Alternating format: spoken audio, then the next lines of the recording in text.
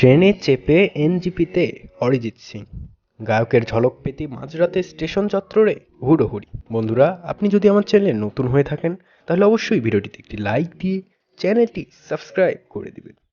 আইপিএলের মঞ্চ মাতানোর পর মঙ্গলবার উত্তরবঙ্গে সুরের মূর্ছনা ছড়াবেন অরিজিৎ সিং। মঙ্গলবার শিলিগুড়ির কাঞ্চনজঙ্ঘা স্টেডিয়ামে আয়োজিত হয়েছিল অরিজিৎ সিংয়ের কনসার্ট। শেষ মুহূর্তের প্রস্তুতি তুঙ্গে। মঙ্গলবার ভোররাতে এনজিবি স্টেশনে নামেন অরিজিৎ সিং। হ্যাঁ, অরিজিৎ সিংয়ের যা জনপ্রিয়তা, তাতে প্রাইভেট জেটে করে কনসার্টের ভেন্যুতে পৌঁছাতে পারেন গায়ক। কিন্তু মাটির সঙ্গে জুড়ে থাকতে ভালোবাসেন অরিজিৎ সিং, তারই প্রমাণ মিলল এই দিন। বৃহস্পতিবার মধ্যরাতে জিয়াগঞ্জ থেকে তিস্তা তোরসা এক্সপ্রেসে উঠেন অরিজিৎ সিং। ঘণ্টা তিনেকের মধ্যেই নিউ জলপাইগুড়ি স্টেশনে হাজির তারকা। ট্রেনে করে অরিজিতের এনজিপি পৌঁছানোর খবর আগেই পেয়েছিলেন ভক্তরা। রাত 2:45-র সময়ও অরিজিতের এক ঝলক পেতে স্টেশন চত্বরে গিজগিজে ভিড়। নিয়ন রঙা টুপি, সাদা পোশাকে এদিন দেখা মিলল অরিজিতের। মুখে মাস্ক দিয়ে ঢাকা, গায়ককে এক কথায় চেনা দায়। ভক্তদের নিরাশ করেননি অরিজিৎ। স্টেশন চত্বরে ট্রেন ঢুকতেই হাত নেড়ে ভক্তদের সঙ্গে অভিবাদন বিনিময় করেন। অরিজিতের এই ট্রেন সফর ঘিরে ছিল কড়া নিরাপত্তা। তবুও ভক্তদের বাঁধভাঙা উচ্ছ্বাসকে সামাল দিতে বেগ পেতে হলো প্রাইভেট সিকিউরিটি গার্ডদের। উত্তরবঙ্গ অরিজিতের সুরেলা কণ্ঠে ডুব দিতে প্রস্তুত ছিল।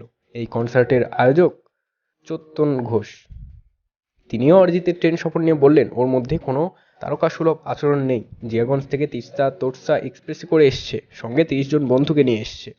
এই দিন শুধু শিলিগুড়ি নয়, সিকিম, দার্জিলিং, কালিম্পং থেকে অরিজিৎ ভক্তরা আসছেন এই প্রিয় মানুষটার গান শুনতে। গত ফেব্রুয়ারিতে কলকাতায় পারফর্ম করেছেন ঘরের ছেলে অরিজিৎ সিং। আজ ফের একবার চেনা পরিবেশে পারফরমেন্স দেবেন গায়ক। জানা গিয়েছে প্রায় 13,000 দর্শক উপস্থিত থাকবেন এই দিনের কনসার্টে। আয়োজকদের তরফে জানানো হয়েছে কনসার্টের 12,000-এর বেশি টিকিট বিক্রি হয়ে গিয়েছে। শেষ মুহূর্তে বাকি টিকিট বিক্রি হয়ে যাবে, তেমনটাই আশা। অরিজিতের কলকাতা কনসার্টের প্লেলিস্টে হিন্দির চেয়ে বাংলা গানের সংখ্যা ছিল বেশি। এদিনও তেমনটা ঘটতে পারে বলে আশা অরিজিৎ অনুরাগীদের। এই কনসার্ট বন্ধ করতে দিন কয়েক আগে জনস্বার্থ মামলা করেছিলেন অখিল বিশ্বাস নামের এক আইনজীবী, তবে তিনি সেই মামলা প্রত্যাহার করে নিয়েছেন। কনসার্ট ভেন্যুর অল্প দূরেই রয়েছে নার্সিংহোম। রোগীদের কথা ভেবেই মামলা করেছিলেন আইনজীবী। পরবর্তীতে তিনি জানান, আয়োজকরা শব্দ নিয়ন্ত্রণে রাখার প্রস্তুতি নিয়েছে। অরিজিতের পাশাপাশি এলাকার খেলোয়াড়দের উন্নয়নের জন্য অর্থ দেওয়ার কথা জানিয়েছেন তারা। সেই সব কথা ভেবেই তার মামলা প্রত্যাহারের সিদ্ধান্ত। অখিলবাবু নিজেও অরিজিতের গানের ভক্ত। এই কনসার্ট ঘিরে মানুষের যা উচ্ছ্বাস চোখে পড়েছে, তাতে সবার স্বপ্ন পূরণ হোক, এমনটাই প্রত্যাশা সবার।